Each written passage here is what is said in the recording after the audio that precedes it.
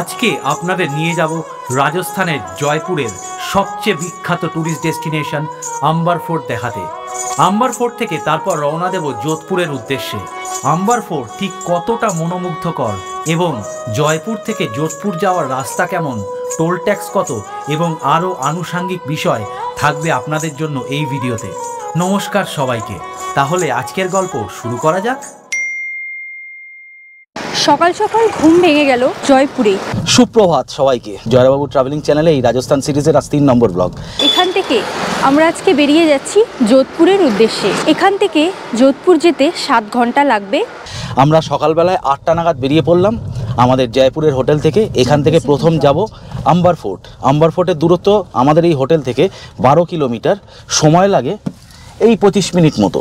আমরা সবাই ভীষণ এক্সাইটেড যোধপুর যাওয়ার জন্য, প্রথমবার যাব, তাই আরও ভালো লাগছে। আর আজকে ওয়েদারটাও ভালো। আম্বার ফোর্ট থেকে আমরা রওনা হব যোধপুরের উদ্দেশ্যে। সামনের দৃশ্যটা দেখুন কি সুন্দর, আরাবল্লী পর্বতের চূড়ারা মাথা উঁচিয়ে দাঁড়িয়ে আছে। দেখতে দেখতে আমরা পৌঁছে গেলাম হাওয়া মহল।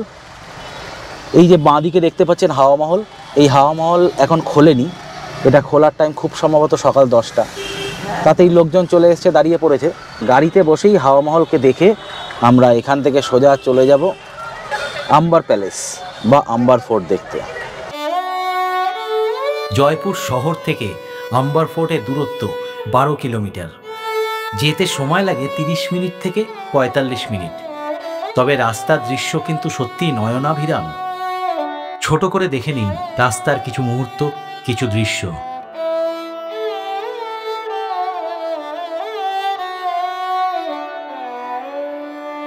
আমরা দেখা পেয়ে গেলাম আজকে আম্বার ফোর্টের। দেখুন সাইডের দৃশ্যটা দেখুন। এই যে দেখুন, এই সব জায়গা থেকেই আপনাদের গাড়ি দাঁড় করাতে বলবে। দাঁড় করাবেন না খবরদার, তার কারণ হচ্ছে এরা বলবে হাতিতে করে যাব। হাতিতে করে যেতে চার্জ হচ্ছে 1500 টাকা ফোর্টে যেতে। এই যে এরকম হাতি করে নিয়ে যাবে, আশা করি দেখতে পাচ্ছেন সামনে হাতি যাচ্ছে, এরকম হাতি করে নিয়ে যাবে। আর এই যে জিপ গাড়িগুলো দেখলেন, সেই জিপ গাড়িগুলোতে করেও যাবে। জিপের চার্জ হচ্ছে 500 টাকা পার হেড। আর এই যে দেখুন সামনে হাতিটা আসছে, এই যে দেখছেন সামনে গজরাজ। এই হাতিতে করে যেতে হচ্ছে 1500 টাকা চার্জ। আর নিজেদের গাড়ি নিয়ে গেলে উপরে 50 টাকা পার্কিং চার্জ দেবেন। দেখাচ্ছি চলুন। এই যে এসবিআই দেখছেন, আপনারা আসার সময় আপনাদের বাঁদিকে পড়বে। আমরা আসলে একটু ভুল করে সোজা চলে গেছিলাম। এই এসবিআইয়ের এটিএম, সেই এটিএমের পাশের গলি থেকে এই যে আমরা ঢুকে যাচ্ছি। এই যে গলির ভিতর দিয়ে ঢুকে গেলাম। এই রাস্তা দিয়ে সোজা ফোর্টের উপর যেতে হয়। এই রাস্তাটাই সোজা ফোর্টের পার্কিংয়ে যাচ্ছে।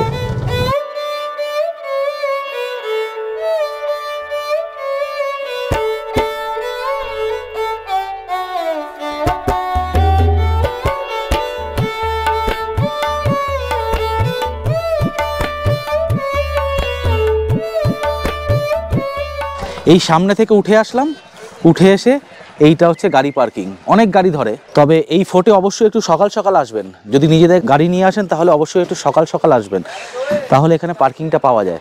আর যদি অন্য গাড়িতে আসেন তাহলে কোনো অসুবিধা নেই, ওরা খুঁজে নেবে পার্কিং। এখানে পার্কিং চার্জ 50 টাকা। এই যে রাস্তাটা দেখছেন, এই রাস্তাটা হেঁটে উঠতে হবে।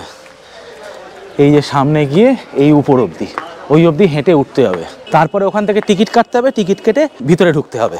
এখানে অফিসিয়াল গাইড চার্জ 400 টাকা। এই ঢুকে পড়লাম আমরা ফোর্টের ভিতরে। এটাকে বলে জালেব চক। এদিক থেকে সূর্য উদয় হয়, মানে এটা পূর্ব দিক, আর এটা হচ্ছে পশ্চিম দিক। এই হচ্ছে পুরো জায়গা। এই যে হাতিতে করে ঘোরানো বলছিলাম, এই যে দেখছেন ভিতরে হাতি করে ঘোরাচ্ছে। এই হাতির চার্জ হচ্ছে 1500 টাকা। নিচ থেকে এনে ফোর্টের এইটুকুনি জায়গা আপনাদের একটু ঘুরিয়ে দেবে।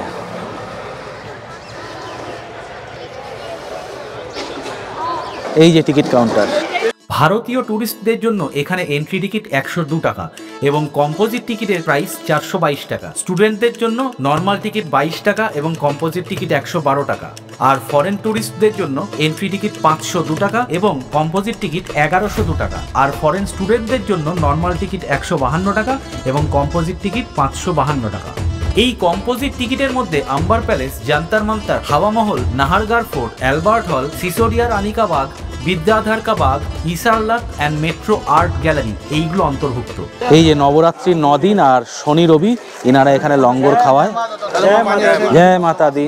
এই ভিতরে যে মাতারানীর মন্দির আছে সেই মন্দিরের পুজোর প্রসাদ হিসাবে লঙ্গর দেওয়া হয়। এই যে সামনে দেখছেন এটা হচ্ছে কদম্বিনী প্যালেস, এখানে রাজাদের সব রাজতিলক হতো। আগে তো এত বড় ফোর্টটা ছিল না, তো তখন এটাই কিন্তু ছিল। আর এই যে সামনে দেখছেন মন্দিরটা, এই যে সামনে একটু কালো রঙের মন্দিরটা পাথরের, সেটা মীরা কৃষ্ণর মন্দির। আর এই সামনেরটা হচ্ছে জয়গড় ফোর্ট। এই জয়গড় ফোর্ট থেকে আমের ফোর্ট কিন্তু মাঝখান থেকে রাস্তা করা আছে, সুড়ঙ্গ থেকে আপনারা চলে আসতে পারবেন এবং এখান থেকে ওইদিকে যাওয়া যায়। বহুকাল সেই রাস্তাটা ইউজ হয়নি।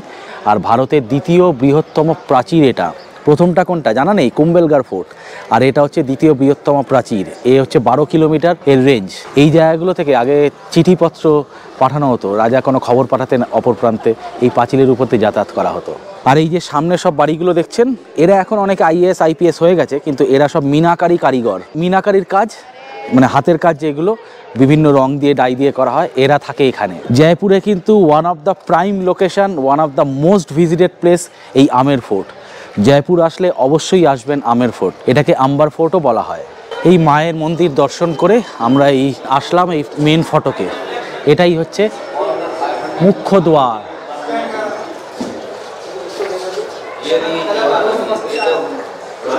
এখানে টিকিট স্ক্যান হয়, স্ক্যান হয়ে ভিতরে ঢুকতে হয়। এই হচ্ছে মূল ফোর্ট। এখানে বিভিন্ন ছবির শুটিং হয়েছে, যোধা আকবর থেকে শুরু করে ভুল ভুলাইয়া, রিসেন্টলি বাজিরাও মস্তানি, এরকম বহু ছবির শুটিং হয়েছে। এইগুলো শুটিং স্পট হিসেবে ভাড়া দেওয়া হয়। আমের ফোর্ট, যা আম্বার ফোর্ট নামেও পরিচিত, এটি রাজস্থানের একটি ঐতিহাসিক স্থান, জয়পুর শহরের কাছে অবস্থিত এবং এটি কচ্ছ রাজবংশের রাজধানী ছিল, যা পরে জয়পুর করা হয়। এই ফোর্টটি 1600 শতকে নির্মাণ শুরু হয় এবং 1800 শতকে শেষ হয়। এটি মূলত রাজপুত এবং হিন্দু স্থাপত্যের মিশ্রণে নির্মিত। রাজা মানসিং এই ফোর্টটি নির্মাণ কাজ শুরু করেন এবং রাজা মানসিং এর পরবর্তীতে রাজা জয় সিং এবং সাওয়াই জয় সিং দ্বিতীয় এই ফোর্টটিকে আরও উন্নত করেন এবং আভ্যন্তরীণ নকশা পরিবর্তন করেন। এই ফোর্টটি মোট 4টি পর্যায়ে নির্মিত হয়েছিল। ফোর্টটির মধ্যে রয়েছে দিওয়ানে আম, দিওয়ানে খাস, গণেশপোল, জালেব চক, জয় মন্দির এবং শীষমহল। সম্রাট আকবরও এই ফোর্টটি খুব পছন্দ করতেন এবং অনেকটা সময় তিনি এই ফোর্টে কাটিয়েছিলেন। বর্তমানে এই ফোর্টটি ইউনেস্কো ওয়ার্ল্ড হেরিটেজ সাইট। এটা হচ্ছে দিওয়ানে আম। এখানেই জনগণের সঙ্গে রাজা রানীদের বৈঠক হতো এবং রাজা রানীরা এখানেই ভার্ডিক্ট শোনাতেন। এই সামনের জায়গাটা দেখছেন, এটা হচ্ছে 27 কাছারির জায়গা, সেই কাছারি বস্তু এখানে। আর এইটা হচ্ছে গণেশ পোল, আর এই দিকেরটা হচ্ছে রান্নাঘর। এই হচ্ছে পুরো চত্বর। একে একে আমরা ভিতরগুলো সব ঘুরে ঘুরে দেখব। চলুন আপনাদের দেখাচ্ছি। 27 কাছারির জায়গা, সেখান থেকে ঢুকে আসলাম। এই দেখুন, এটা হচ্ছে কেশরবাগ। এখানে মহারাজা কেশর তৈরির চেষ্টা করেছিলেন, কিন্তু এই গরমে কেশর হওয়া তো সম্ভব নয়। আমাদের কাশ্মীরের ওয়াদিয়াতেই কেশর তৈরি হয়, তো এখানে সেই কেশরটা তৈরি করতে পারেনি মহারাজ। অনেক চেষ্টা করেছিল, তো সেখানে দাঁড়িয়ে এই কেশর যেহেতু তৈরি করতে পারেনি, তাই এখানে আপাতত বাগান করে দেওয়া হয়েছে। আর এই যে সামনে দিলবাগ, ওখানে আরামবাগ, তাই ব্যাপারটা দিল আরাম হয়ে গেছে। ভালো বেশ। এখানে 12টা অবধি কিন্তু এলিফ্যান্ট রাইড হয়, তারপরে কিন্তু বন্ধ করে দেওয়া হয়। দেখেছেন, হাতির জন্য আলাদা করিডোর করা আছে। ও পুরো ওই তলা থেকে, যেখান থেকে দেখালাম, তলা থেকে এসে এইখান থেকে উঠে ফোর্টের ভিতরে দুপাক ঘুরিয়ে দেবে। এর জন্য চার্জ হচ্ছে 1500 টাকা পার পার্সন। এটা হচ্ছে আগেকার দিনের গিজার। এই যে তলায় দেখছেন কাঠ জ্বালানো হতো, আর এইটা কিন্তু পুরো মেটালের তৈরি। এর উপরে লাইমস্টোন চুনাপাথর দিয়ে গার্ড করা, যাতে কেউ জ্বলে পুড়ে না যায়। তো এইখান থেকে জলটা গরম হতো, গরম হয়ে, চলুন দেখাচ্ছি কোথার থেকে জলটা যেত। এই যে দেখুন, হাজব্যান্ড ওয়াইফের যুগলবন্দি চলছে। ওয়াইফ এরকমভাবে দেওয়ালে কথা বলছে আর হাজব্যান্ড দেওয়ালে কান লাগিয়ে শুনছে। জোক স্যাফার। এটা রানীর মাসাজ রুম ছিল, যাতে কোনো জেন্টস না চলে আসে, তার জন্য এরকম দেওয়ালে সব এই দাসীরা দাঁড়িয়ে থাকতো এই সাইড থেকে, এবং এই দেওয়ালে কথা বললে এই দেওয়ালের ভিতর দিয়ে শোনা যায়। দারুণ জিনিস। এবার হাজব্যান্ড গেছে কথা বলতে আর ওয়াইফ শুনছে। আর এটা ছিল ঠান্ডা জল, আর এটা ছিল গরম জলের জায়গা। বাহ! এই যে এখান থেকে স্টিম বেরোতো, স্টিম বেরিয়ে এখানে জমতো, সূর্য আসতো আর এখান থেকে স্টিম জমতো, ফলে স্টিম বাথ হতো। আর এই যে ড্রেন করা আছে দেখছেন, এই ড্রেন থেকে জলটা গিয়ে জাকুজিতে জমতো গরম জল। এই যে সামনে দেখছেন, এখানে থাকতো সুগন্ধি জল, আর এখান থেকে গরম ঠান্ডা জলে মিশ্রণ আসতো, ফলে এটা ন্যাচারালি মানে এটা ক্রিয়েট করা, এটা ক্রিয়েটেড জ্যাকুজি হতো আর এটা দিয়ে ভেন্টিলেশন থাকতো। এটি হচ্ছে শীষমহল। এখানে যে কাজগুলো দেখছেন সেগুলো সবই বেলজিয়ান গ্লাস, ফলে বেলজিয়াম থেকে আনানো হয়েছিল সোনার বিনিময়ে। রাজা জয় সিং এই শীষমহলটি নির্মাণ করিয়েছিলেন। এখানে সামান্য সূর্যালোক পড়লেই এই কাঁচের প্রতিফলনে এটি ন্যাচারাল হিটারের কাজ করে, তাই শীতকালে রাজারানীরা এই মহলে বাস করতেন। এই যে ভিতরে দেখছেন, রাজারানীরা সেই সময় এই ভিতরে থাকতেন। এর ভিতরে আপাতত যেতে দেওয়া হয় না, তার যথেষ্ট যুক্তিসঙ্গত কারণ আছে, কারণ বহু মানুষজন ভিতরে ঢুকে কাঁচ খুঁটে খুঁটে তুলে দেন। এই মনুমেন্ট বা সৌধগুলো আমরাই শেষ করছি এইভাবে। এর ভিতরে মজাটা কি জানেন?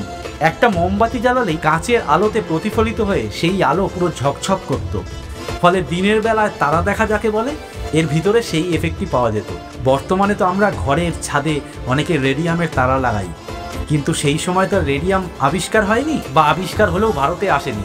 সেই সময় এটাই ছিল দিনে তারা দেখার উপায়। তবে হ্যাঁ, অবশ্যই রাজারানীদের মধ্যেই সেটা সীমিত ছিল। সাধারণ মানুষ বরাবরই বঞ্চিত ছিল, আছে এবং ভবিষ্যতেও থাকবে। এটা ছিল রানীর হুইল চেয়ার। যেহেতু রানী 35 কেজির অ্যাকচুয়াল গোল্ড জুয়েলারিগুলো পরতো এবং শাড়ি চুড়ি সব গোল্ডের থাকতো, তার জন্য খুব ভারী হতো, ওই জন্য এই হুইল চেয়ারে করে রানীকে নিয়ে আসা যাওয়া হতো। আর এই জায়গাটা দেখছেন, এই জায়গাটা হচ্ছে ন্যাচারাল এসি বলা হতো একে। ওখান থেকে জল আসতো এবং তার সাথে ঠান্ডা হাওয়াও আসতো, দিয়ে এইখান থেকে পাস করতো। তো পাস করে এই দিক থেকে বেরিয়ে যেত, এই সামনে চলে যেত, তখন এই জায়গাটা পুরোটা ঠান্ডা থাকতো, তাই এটাকে ন্যাচারাল এসিও বলা হয়। এই সম্পূর্ণ ফোর্টে এটাই হচ্ছে চন্দন কাঠের তৈরি দরজা, এবং এর যে এই যে ছোট ছোট ইয়েগুলো দেখছেন, এইগুলোকে বলে হাতির দাঁতের তৈরি আইভরি। সুন্দর দৃশ্য। এই হচ্ছে রাজা মানসিং প্যালেস। সেই রাজা মানসিং প্যালেসের এটা রানীদের থাকার জায়গা। রাজা মানসিংয়ের 12 জন রানী ছিলেন। এই ছিল তাদের ঘর, উপরেও ছিল নিচেও ছিল। এই যে হুকগুলো দেখছেন, এই হুকগুলোতে কার্টেন লাগানো থাকতো, মানে পর্দা লাগানো থাকতো এবং ফ্যান লাগানো থাকতো। ওই যে ফ্যানগুলো এইভাবে দোলে, সেই ফ্যানগুলো লাগানো থাকতো। এইগুলো ছিল ঘর। কোনো ঘরেই কিন্তু দরজা টরজার ব্যাপার নেই। এটা 3টে ঘর, মানে 2টো পিলার, তার মানে 3টে ঘর।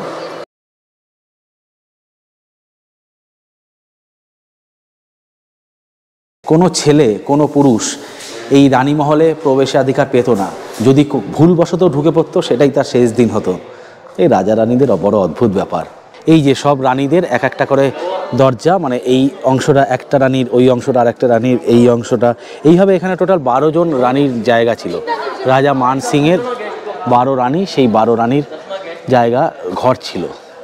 আর এখানে এই যে দেখছেন এই জায়গাটা, এই জায়গায় যোধা আকবর সিনেমাতে যে শুটিংটা হয়েছিল, ঐশ্বরিয়া রাই যোধা, সেটি শর্ট ফাইটে যে সিনটা হয়েছিল, এই সিনটার শুটিং এখানে হয়েছিল। খুব সুন্দর জায়গা। আম্বার ফোর্টে তো চলে এলাম এবং এখানকার হিস্ট্রি এবং অনেক কিছুই জানলাম। তবে হ্যাঁ, যদি আপনাদের সাথে কচিকাচারা থাকে, তাহলে এখানে কিন্তু ক্যাফে কফি ডেও আছে, ওইখানে গিয়ে আপনারা ব্রেকফাস্টটা সেরে নিতে পারেন।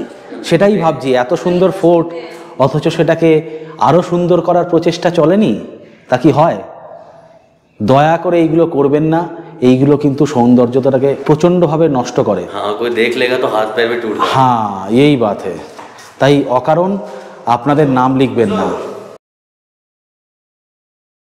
ওরে বাপ রে বাপ, দেখেছেন আম্বার ফোর্টে রাজা রানীদের ঘরের মধ্যে সিসিডি খুলে দিয়েছে। কি সাংঘাতিক কাণ্ড! সব খাবার দাবার পাওয়া যায়, প্রচুর টাকা দাম। আপনাদের যাদের শ্বাসে জল আছে তাদের এটা কম দাম মনে হতেই পারে, কিন্তু আমাদের শ্বাসে জলটা তো একটু কম, তাই আমাদের মনে হয় ছুরি বাবারে কত দাম। এই দেখুন, এখানে সিসিডির বসার জায়গা আছে। এরকম সুন্দর জায়গার ফোর্টটা দেখতে দেখতে আপনারা এখানে কফির আনন্দ নিতেই পারেন। কফি, মিল্কশেক, সিসিডিতে মোটামুটি যা পাওয়া যায় তার বেশিরভাগটাই এখানে পাওয়া যায়। এই সব জায়গাতেও বসার জায়গা আছে। আর এখানে যদি এরকম রানীর ঘরে বসতে চান, রানীর ঘরে বসার ব্যবস্থাপনাও আছে। কি মোটা মোটা দেওয়াল দেখেছেন, কত হাইট, পুরো সেই ব্যাপার বস, সেই ব্যাপার। আমরা নিচ্ছি একটা ল্যাতে কিং সাইজ আর একটা চকলেট মিল্কশেক, এই দুটো মিলিয়ে হলো 630 টাকা। এই হচ্ছে গিয়ে ল্যাতে, বাহ সুন্দর একটা পাতার ডিজাইন করে দিয়েছে। আর এটা হচ্ছে চকলেট শেক, বেলজিয়ান চকলেট আবার। এই সামনে থেকে ভিউটা কিন্তু খুব সুন্দর এবং এখানে কিন্তু প্রচুর লেপার্ড আছে। আমাদের গাইড ভাই আমাদেরকে ভিডিও দেখালো, গত 2-3 দিন আগের ভিডিও, সেই ভিডিও আপনাদের আর দেখাচ্ছি না। তবে এখানে প্রচুর লেপার্ড আছে, আপনারা দেখতে পারবেন না কারণ কেমোফ্লেজ হয়ে যাবে। अभी वहाँ पे है वो पेड़ देख रहे हो सामने में, हाँ उधर बंदर कूद रहे हैं देखो। ओ वो सामने सर, वहाँ पे वो सामने पेड़ है ना सूखा हुआ, हाँ हाँ हाँ उधर ऊपर ऊपर हाँ हाँ वॉल के अंदर में, हाँ हाँ हाँ इनसाइड द वॉल। এখান থেকে হয়তো আপনাদের ক্যামেরাতে দেখানো গেল না, কিন্তু ওই ওরা বলছে ওখান থেকে আছে, বাদল লাফালাফি করছে। এখানে প্রচুর জংলি হরিণও আছে। এবার ফোর্টকে বিদায় জানানোর সময় হয়ে গেছে, আমরা ধীরে ধীরে নামতে শুরু করেছি।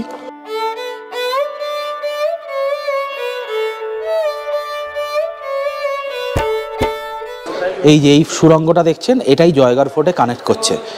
2.5 কিলোমিটারের রাস্তা এই যে এখান থেকে চলে যায়। এই যে সিঁড়িটা নেমে গেল, এই সিঁড়ি থেকে সোজা নেমে চলে যায় জয়গড় ফোর্ট অবধি। এটা এখন বন্ধ, এইগুলো সবই বন্ধ করে দিয়েছে। যোধা আকবর সিনেমাতে যে কড়াইতে রান্না হয়েছিল দেখাচ্ছিল, সেই বড় বড় কড়াই, এটাই হচ্ছে সেই বড় বড় কড়াই। এই যে দেখেছেন কি বিরাট কড়াই, ফলে কত জনের কত লোকের রান্না করা যাবে এই কড়াইতে। এই পাশেরটা তুলনামূলক একটু ছোট।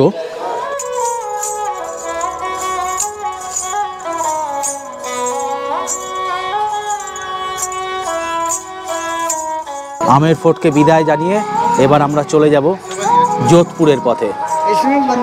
রাস্তার সম্পূর্ণ তথ্য এবার থাকবে আপনাদের জন্য।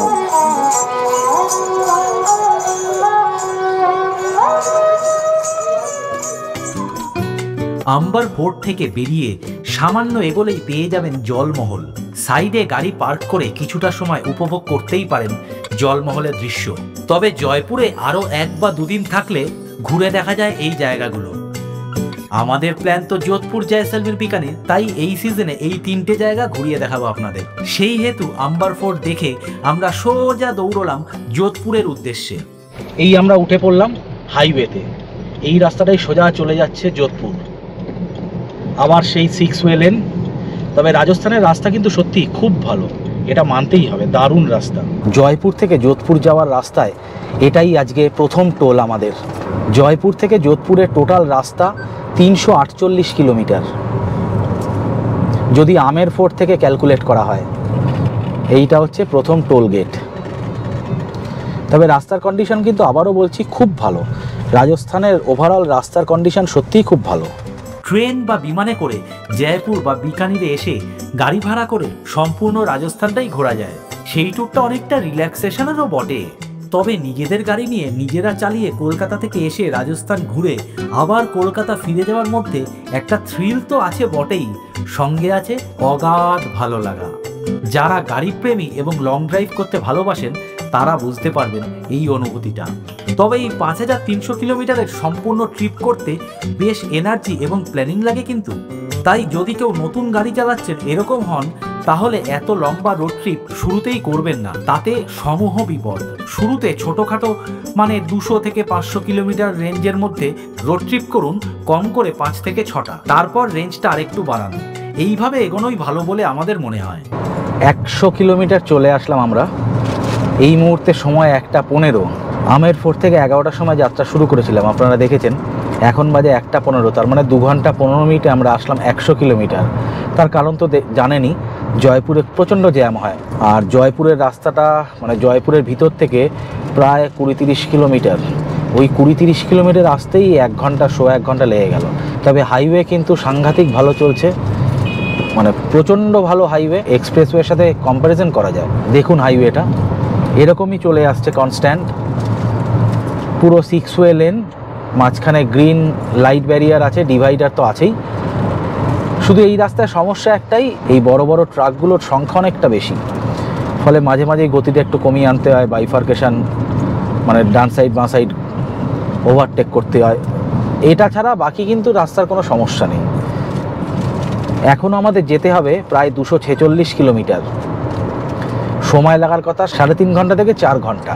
পথে লাঞ্চ করব, দাঁড়াবো কিছুক্ষণের মধ্যেই। বাঁ সাইডে প্রচুর রেস্টুরেন্ট আপনারা মাঝে সাঝেই দেখতে পাবেন, প্রচুর দোকানপাটও থাকবে রাস্তাঘাটে। তো সেরকমই একটা কোথাও ভালো রেস্টুরেন্ট দেখে মধ্যাহ্ন ভোজনটা সেরে নিতে হবে। এই হচ্ছে আজকে আমাদের যাত্রার দ্বিতীয় টোল।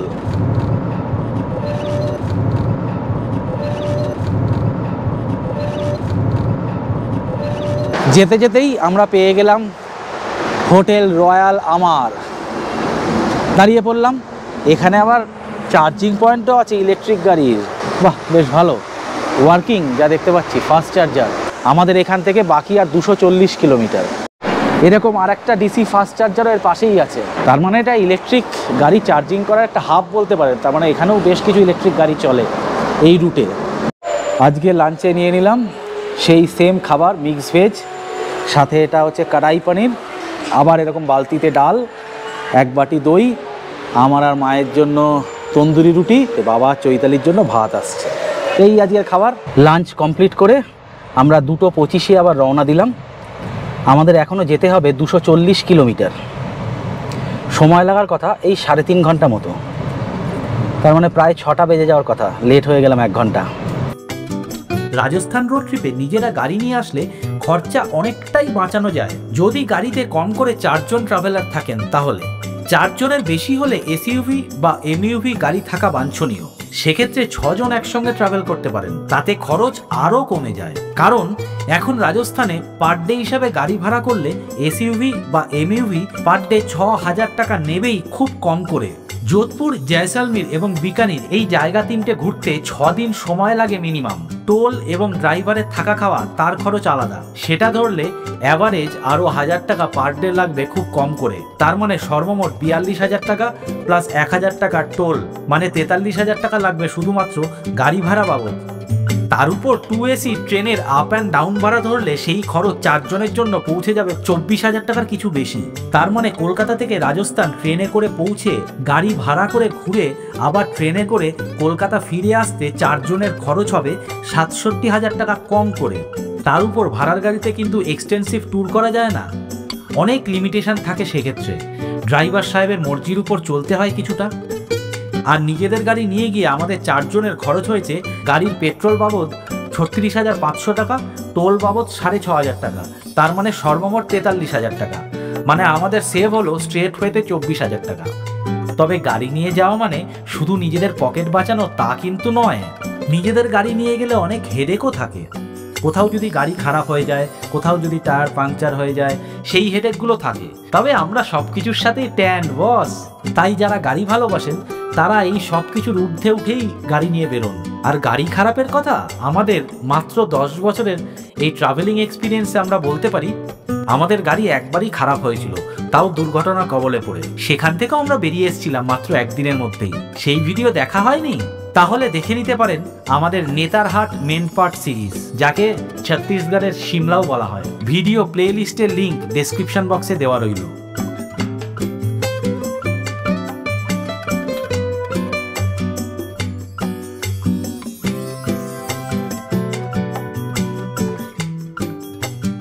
সময় এখন 3:30। আমরা প্রায় 200 কিলোমিটার চলে আসলাম, আর বাকি 148 কিলোমিটার। এখনও সময় লাগবে 2 ঘন্টা। রাস্তা কিন্তু রাস্তার গতি, ছন্দ, তাল সব কিছু মেনটেন করেই দৌড়ে যাচ্ছে, আমরাও তার সাথে সাথে দৌড়াচ্ছি। সামনের সিনিক বিউটিটা এখন এরকম, দূরে আরাবল্লী পর্বতের চূড়া দেখা যাচ্ছে এবং তার বুক চিরে রাস্তাটা এরকমভাবে ছুটে চলেছে। এক্সপ্রেসওয়ের সাথে এই রাস্তার পার্থক্য খুব একটা নেই। রাস্তার কোয়ালিটি বলুন, কন্ডিশন বলুন, সবই খুব ভালো। শুধু পার্থক্য একটাই, এই রাস্তায় গাড়ি ঘোড়ার সংখ্যাটা একটু বেশি। যেহেতু NH ন্যাশনাল হাইওয়ে এইটা, তার জন্য এই লরি, ট্রাক এইগুলোর সংখ্যাটা একটু বেশি। এই জন্য মাঝে মাঝে গতিটা একটু স্লো করতে হয়। আদারওয়াইজ অসুবিধার বিশেষ কিছুই নেই। টোলের পরিমাণটাও খুবই কম, এক একটা জায়গায় 80 টাকা 85 টাকা করে টোল, দেখতেই পাচ্ছেন। তো এভাবেই আমরা এগোতে থাকি, আপনারাও সঙ্গে চলুন আমাদের। NH48 ছেড়ে দিয়ে আমরা ঢুকে পড়লাম NH25-এ।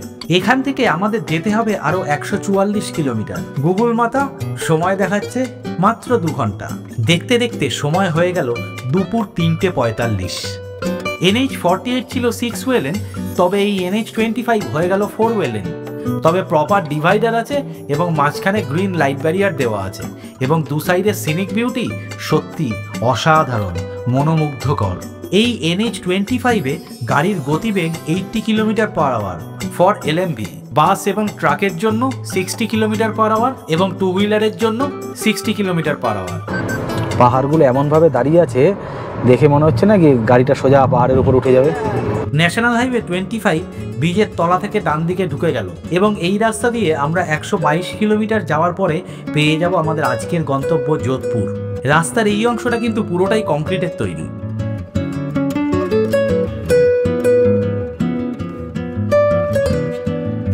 আমরা 300 কিলোমিটার মতো সফর করলাম। তাতে দেখা গেল যে এই রাজস্থানের যে রাস্তা, এই রাস্তা খুবই সুন্দর অন্য রাস্তার থেকে। এখনো পর্যন্ত রাস্তা কোনো খারাপ পাইনি। আগে জানি না কী হবে, আগেও ভালো হবে। 350 কিলোমিটার রাস্তার মধ্যে আমরা প্রায় চলেই এলাম 308 কিলোমিটার রাস্তা। এখান থেকে আর বাকি মাত্র 42 কিলোমিটার। এটি আমাদের আজকের যাত্রাপথের 6 নম্বর টোল প্লাজা। এখন সময় হলো ঠিক বিকেল 5টা। এক্ষুনি কেস খেয়ে গেছিলাম। আসলে 80তে স্পিড লিমিট, গাড়ি এই 90-এ উঠে গেছিলো সামাও। ভাবছিলাম খালি রাস্তা কি হবে। এখানে কিন্তু রাস্তায় কোথাও ক্যামেরা নেই, পুলিশ দাঁড়িয়ে থাকে ওই যেরকম কলকাতায় দেখেছেন আপনারা বা আদার্স যে কোনো জায়গায় দেখেছেন, ওই ক্যামেরা নিয়ে গাড়ির মধ্যে বসে থাকে, স্পিড সেন্সিং ক্যামেরা, দূর থেকে দেখা যায়। তো কপাল ভালো, নেমে রিকোয়েস্ট করলাম যে দেখুন আমরা বাইরে থেকে আসছি, মানে ফাইনটা যদি মুকুব করা যায় একটু রিকোয়েস্ট রইল। তখনকার জন্য পুলিশ সাহেব আমাদেরকে ছেড়ে দিল, ফাইন করলো না। কিন্তু আমরা সেটা বুঝতে পারিনি, আমাদেরকে সেই ফাইনটা করা হয়েছিল অনলাইনে। প্রায় 80 দিন পরে আমাকে এই ফাইনটা পে করতে হয়েছিল অনলাইন। ফাইন মূল্য ছিল 1000 টাকা। তাই এই রাস্তায় অবশ্যই গাড়ি 80-র মধ্যে রাখবেন, 80 থেকে 85। পুলিশ বাবাজিরাই বললেন যে 85 অবধি ওনারা ছাড় দেন। আমরা চলেই এসেছি, প্রায় 36 কিলোমিটার বাকি, 30 মিনিট মতো সময় লাগবে। এখন সময় হয়ে গেল বিকেল 5টা বেজে 4 মিনিট। কেস খেতে খেতে বেঁচে গেলাম, সেই জন্য সেই আনন্দে আমরা একটু চা খাই। রাস্তাটা এই দিক থেকে আসছে, এসে এই চায়ের দোকানে দাঁড়ালাম আমরা চা খেতে। এখানে ভদ্রমহিলা একদম রাজস্থানী ড্রেস পরে রাজস্থানী ভাষায় কথা বলছে। আমরা হিন্দিতে বলছি কিন্তু ভদ্রমহিলা পরে রাজস্থানী ভাষায় কথা বলছে, দারুণ লাগছে। এই চা তৈরি করছেন, এই ভদ্রমহিলা চা তৈরি করছেন। কাকিমা, আন্টিজি খুব দায়িত্ব নিয়ে চা তৈরি করছেন। পরন্ত সূর্যের আলোয় চা পান শেষ করে আবার স্টিয়ারিং হাতে নিয়ে নিলাম। এই সময়টায় প্রকৃতির রূপ ভীষণ মোহময়। জীবনের আরো একটি পাতা পড়া শেষ করে উল্টে দিচ্ছে প্রকৃতি স্বয়ং। আগামীকাল শুরু হবে আবার একটি নতুন অধ্যায়। দেখতে দেখতে চলে এলাম যোধপুর শহরের বুকে। রাজস্থানের দ্বিতীয় বৃহত্তম শহর এই যোধপুর। ব্লু সিটি বলা হয় যোধপুরকে।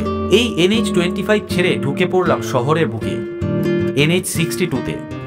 NH62-তে speed limit 80 kilometre per hour for LMV, তবে শহরের বুকে speed limit 60 kilometre per hour for LMV. জয়পুরের আম্বার ফোর্ট থেকে বেরিয়েছিলাম সকাল 11টায় আর যোধপুরের হোটেলে ঢুকলাম সন্ধ্যে 6টায়। সব মিলিয়ে 7 ঘন্টা সময় লাগলো আমাদের। আমরা পাড়ি দিলাম 350 কিলোমিটার পথ। NH48, NH25 এবং সামান্য কিছুটা NH62 ধরে পৌঁছাতে হলো যোধপুর। এই 350 কিলোমিটার রাস্তা আসতে মোট 505 টাকা টোল ট্যাক্স দিতে হলো আমাদের। তাহলে আজকে আমাদের বুটিক হোটেল দুর্গা নিবাসের ভিউটা দেখে নেওয়া যাক। এই হচ্ছে হোটেল দুর্গা নিবাস। লোকেশনটা গুগল আমাদের একটু ঘেঁটে দিয়েছিল, তাই জন্য আমাদের প্রায় ঘন্টা 2 লেট হয়ে গেল। এই হচ্ছে হোটেলটার ভিতরের অংশটা, একটা বাড়ির মতো কিন্তু খুব সুন্দর সাজানো গোছানো, টিপটপ। আসলে ব্যাপারটা হলো কি, গুগল আমাদের উল্টো দিকে নিয়ে চলে গেছিলো, মন্ডোরের দিকে নিয়ে চলে গেছিলো, তার জন্য আমাদের অনেক লেট হয়ে গেল, অনেক দেরি হয়ে গেল। না হলে আমরা যোধপুরে ঢুকে গেছি এই মোটামুটিভাবে 5:30টার মধ্যে, এখন 7টা, ফলে 1.5 ঘন্টা নষ্ট হলো। কিছু করার নেই, কপালে থাকলে তাই হবে।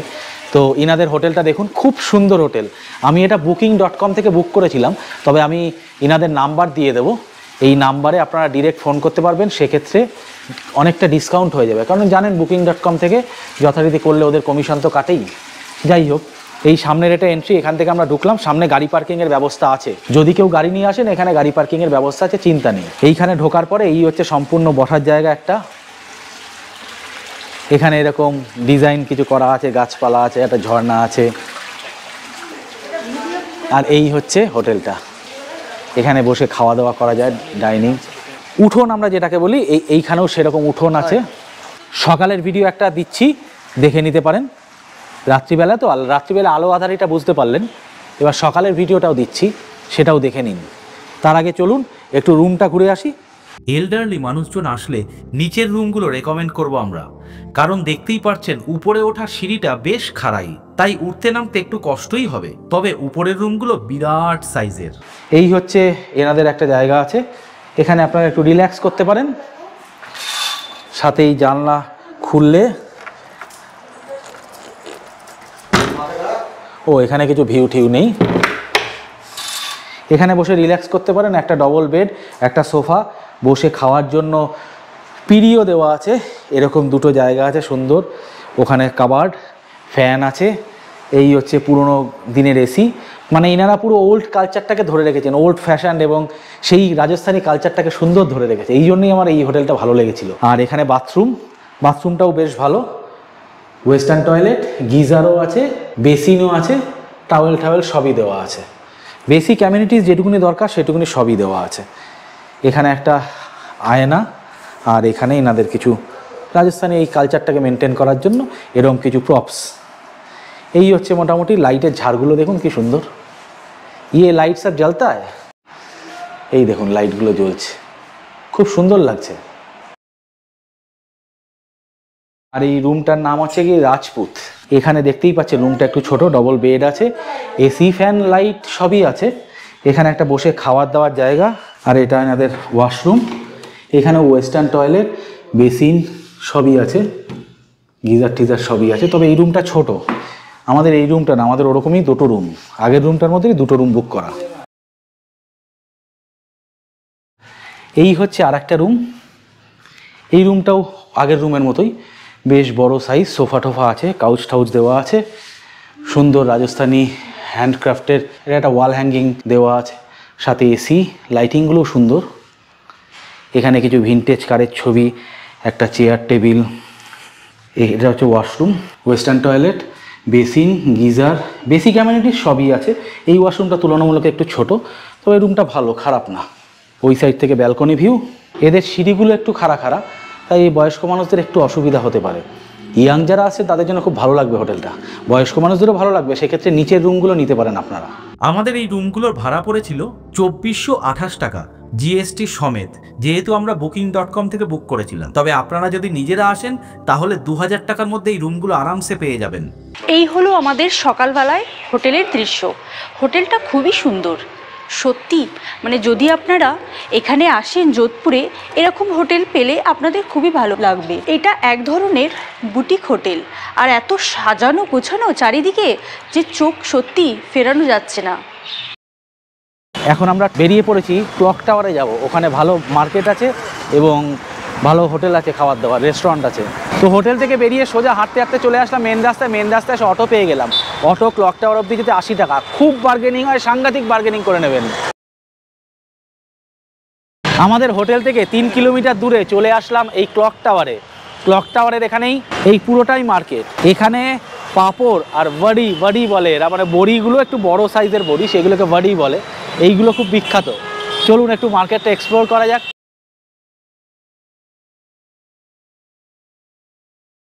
যোধপুরের ক্লক টাওয়ারের বাজারটা দেখে আমরা আবার চলে আসলাম স্টেশন রোডের উপরে। এই যে সামনেই যোধপুর স্টেশন, একদম সামনেই এই স্টেশন রোডের এখানেই হচ্ছে রাজা চিকেন কর্নার। লাঞ্চে তো ভেজ হয়েছিল, তাই এখন একটু চিকেন করছে মনটা, তাই যাই। এই স্টেশন রোডেই কিন্তু শুধুমাত্র ননভেজ আইটেম পাওয়া যায়, ক্লক টাওয়ারের দিকে পুরোটাই ভেজ। যোধপুর এই অঞ্চলটা মানে রাজস্থানের বেশিরভাগ জায়গাটাই চলে হচ্ছে গিয়ে ভেজের উপর, মানে বেশিরভাগ লোকজনই ভেজ খায়, তার জন্য এখানে ভেজ খাওয়াটাই পপুলার। তো ননভেজ খেতে গেলে এরকম কিছু সিলেক্টিভ জায়গা থাকে, যেই জায়গাগুলো আপনাদের যেতে হবে। তো এই স্টেশন রোডের এখানে রাজা চিকেন কর্নার, এছাড়াও এই রোডের উপরে আরও কয়েকটা দোকান রেস্টুরেন্ট আছে। এখানকার জায়গাটা আসলে খুব ছোট, তো ওই জন্য সিঁড়িগুলো খুব স্টিফ। এই হচ্ছে রেস্টুরেন্ট। ডিনারে আজকে অর্ডার দিয়ে দিলাম গরম গরম তন্দুরি রুটি, তার সাথে চিকেন। এটা এখানকার রাজা স্পেশাল চিকেন, এটার দাম 650 টাকা। এখানে 12 পিস আছে, আমরা 3 জন খাবো। আর এটা হচ্ছে তন্দুরি রুটি, দাম হচ্ছে গিয়ে 13 টাকা পার পিস। আর এটা হচ্ছে মাটন কষা, এটার দাম 400 টাকা। হোটেলটা অ্যাকচুয়ালি পাইস হোটেল, কলকাতায় যেরকম পাইস হোটেল দেখেছেন এটাও সেরকমই। এখানে ঝকমারির ব্যাপারটা নেই, যেহেতু খাবার দাবার কিন্তু টেস্টি। তন্দুরি রুটি নিয়ে তো আলাদা করে কিছু বলার নেই, কিন্তু চিকেনটা বেশ ভালো করেছে। এবং এই কোয়ান্টিটি যা দিয়েছে তাদের মোটামুটি হবে 5 জন আরামসে খেয়ে নেবে, 5 জন কি 6 জনও আরামসে খেয়ে নেবে। 12 পিস চিকেন আছে, বেশ বড় বড় সাইজের চিকেন। আমের ফোর্ট এবং জয়পুর থেকে যোধপুর আসার দৃশ্য কেমন লাগলো আপনাদের কমেন্টে জানাতে ভুলবেন না। যদি ভিডিওগুলো ভালো লাগে then like, share and subscribe to our channel. Subscribe করার পর বেল আইকনটা ক্লিক করে দেবেন, তাহলে আমরা যখনই নতুন ভিডিও বা শর্ট আপলোড করব এই চ্যানেলে আপনাদের কাছে তখনই নোটিফিকেশন পৌঁছে যাবে। ভিডিওগুলো অবশ্যই বন্ধু ও পরিবারের সবার সাথে শেয়ার করবেন। Help us to grow. তাহলে আরো ভালো ভালো জায়গার ভিডিও আপনাদের জন্য নিয়ে আসতে পারবো আমরা এই চ্যানেলে। দেখা হচ্ছে আগামী সোমবার ঠিক সকাল 9টায়। ঘুরিয়ে দেখাবো যোধপুর শহরের অতি বিখ্যাত কিছু দর্শনীয় স্থান। আজকের জন্য নমস্কার।